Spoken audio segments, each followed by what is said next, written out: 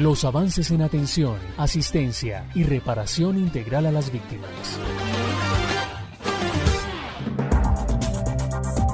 Este 7 de agosto se cumplieron 2 años de gobierno y en este periodo la Unidad para las Víctimas ha avanzado en la implementación de acciones reparadoras a sujetos colectivos, en la entrega de indemnizaciones administrativas a víctimas de manera individual, también en los procesos de reparación a los sujetos étnicos, el acompañamiento a las víctimas de desplazamiento en su proceso de retorno y reubicación, entre otros. Marta. Todo lo anterior muestra el compromiso del gobierno con las víctimas más afectadas por la violencia y con la implementación del acuerdo de paz en el marco de la política de paz con legalidad. El balance de la unidad lo entrega el director Ramón Rodríguez, quien se encuentra con Cristian Puentes.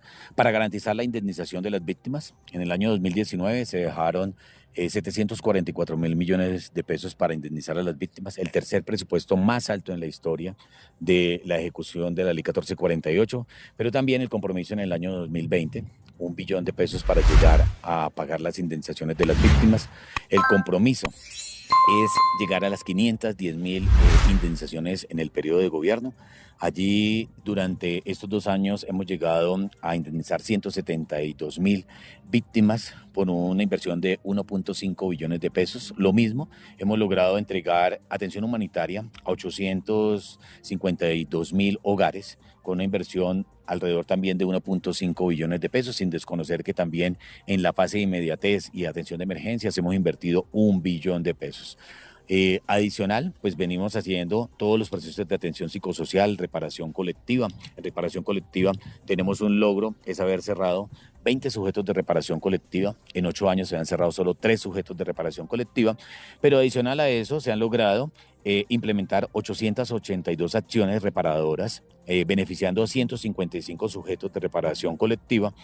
Esto ha permitido que se consolide más en el territorio la política pública de atención a víctimas en cada uno de sus componentes: atención, prevención, asistencia y reparación.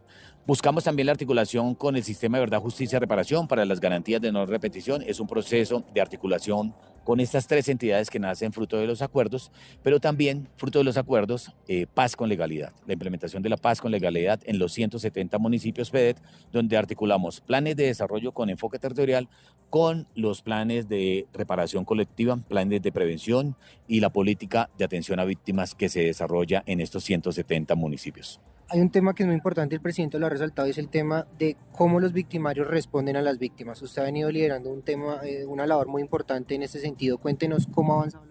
Hemos avanzado en la consecución de recursos. Lo primero, haciendo ahorros al interior de la unidad, focalizándolo al pago de las indemnizaciones. Lo segundo, estamos buscando también recursos adicionales del presupuesto general de la Nación, pero hay algo supremamente importante, que sería lo tercero: los recursos de los victimarios. Lo primero, monetizar esos recursos que están de Ley de Justicia y Paz, esos bienes que hemos venido recibiendo de Ley de Justicia y Paz, 1.624 bienes, ahorita vamos a recibir más de 100 bienes nuevamente, y necesitamos monetizarlos de forma express, de tal forma que estos recursos ingresen al presupuesto de la unidad y poder pagar indemnizaciones tanto por vía judicial como por vía administrativa. También estamos en la consecución de los recursos fruto de la firma de los acuerdos de paz, los firmados con la FARC, donde se comprometieron que antes de finalizar la vigencia del 2020 estarán entregando 30.000 millones de pesos, los cuales irán directamente a la reparación colectiva, a llegarle a más de esos 738 sujetos de reparación colectiva,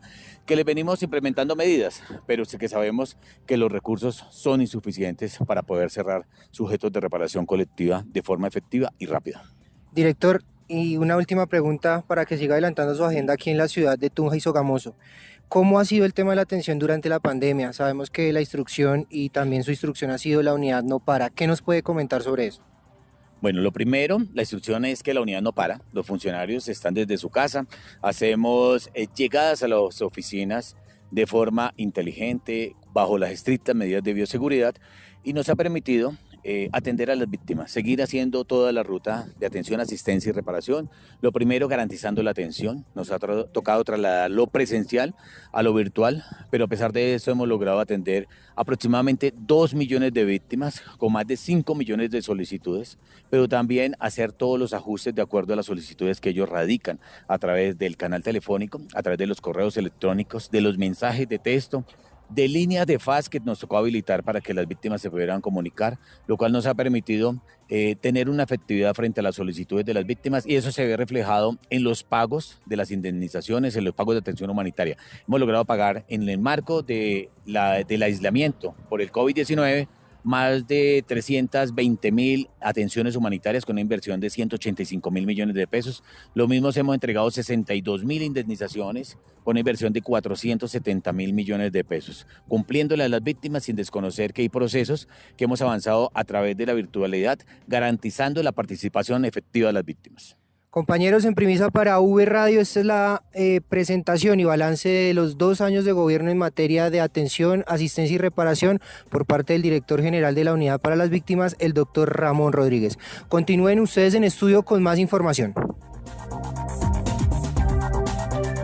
Y otra de las importantes noticias durante el gobierno del presidente Iván Duque es que las tutelas en contra de la Unidad para las Víctimas disminuyeron durante estos 2 años en más de un 90%. Tenemos que destacar aquí que mientras que en el año 2015 se radicaban en contra de la unidad más de 215.000 tutelas, en lo corrido que va del 2020 solo han sido impuestas 15.000 acciones de tutela en contra de la entidad, y el 88% de los fallos de tutela son favorables para la Unidad para las Víctimas. El jefe de la oficina jurídica de la entidad, Vladimir Martín, habla precisamente de este gran avance en materia de tutelas en contra de la unidad. La Unidad para las Víctimas desde el año 2015 viene implementando una estrategia institucional que ha permitido fortalecer la atención a las víctimas mediante ajustes operativos, técnicos, misionales y también jurídicos. Esta estrategia nos ha permitido reducir el importante número de tutelas que eran radicadas ante la Unidad para las Víctimas. En una comparación de las cifras, en 2015 a 2019, la reducción en radicación de tutelas fue del 70%. Y en una verificación en los últimos 2 años respecto del año 2017, la reducción fue del 35% en 2018 y del 45% en 2019. Comparado el primer semestre del 2019 respecto del 2020, se evidencia una disminución en la radicación de tutelas del 52%. Estos datos, más el porcentaje de éxito en la favorabilidad de los casos de tutela, arrojan que el 88% de los casos que son fallados en sede de tutela son favorables a la Unidad para las Víctimas. Estos resultados, sin duda alguna, evidencian que el sistema de atención a las víctimas a través de los mecanismos de atención presencial, virtual, escrito o telefónico permiten reducir el número de acciones de tutela en contra de la unidad, pero además un ejercicio juicioso y sólido en los argumentos jurídicos que se presentan ante los jueces de tutela. Es decir, hoy las víctimas no requieren acceder al mecanismo en la acción de tutela para garantizar sus derechos. Las víctimas tienen hoy un mecanismo administrativo que garantiza el debido proceso, la oportunidad y la confiabilidad en la información y medidas que entrega la unidad.